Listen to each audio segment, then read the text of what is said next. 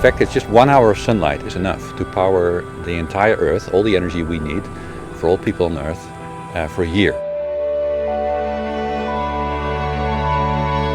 The real reason, I believe, why solar and other renewable energy technologies will break through is just because of the economy. That we have to just become cheaper than existing technologies. So grid parity is when the cost of generating electricity from solar or wind becomes equal to the cost of buying electricity directly from the grid. And if you look at many places around the world, we're starting to reach a situation where solar and wind are actually cheaper to install as new power systems compared to gas or coal.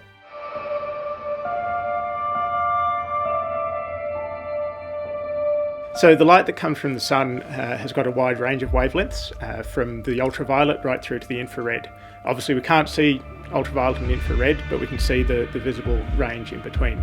Now silicon can only absorb one fraction of that solar spectrum, and that provides one of the limitations of a silicon solar cell. We just can't absorb all of the light from the sun in one go. The theoretical efficiency limit for a silicon solar cell is about 29%. And what that means is that when a solar panel is sitting out in full sunlight, it can convert 29% of the incident solar energy directly into electricity.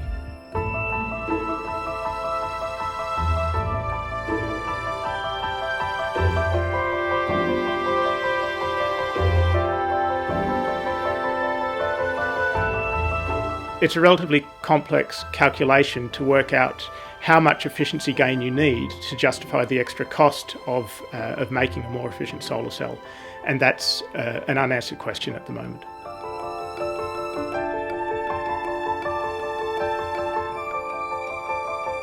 It's one thing to be able to make a solar cell that will operate in the lab for a day or weeks or even months, but to be able to commercialise a solar cell, it's got to be able to sit on a rooftop for 25 years and be operational. So it's got to withstand wind, sun, snow, hail for 25 years without degrading. And until you can demonstrate that, you can't commercialise a solar cell technology.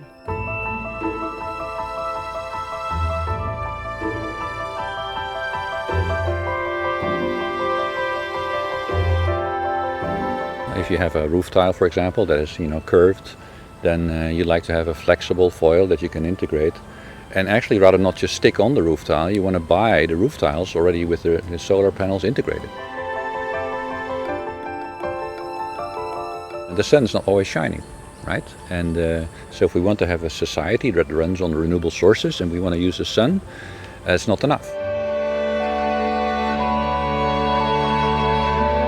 So if we combine, for example, solar and wind, then you can take advantage of the fact that in some places it will be sunny and not windy, and vice versa.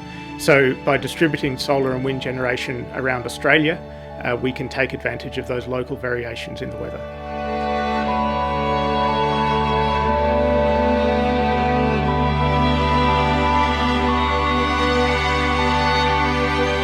It's very complex.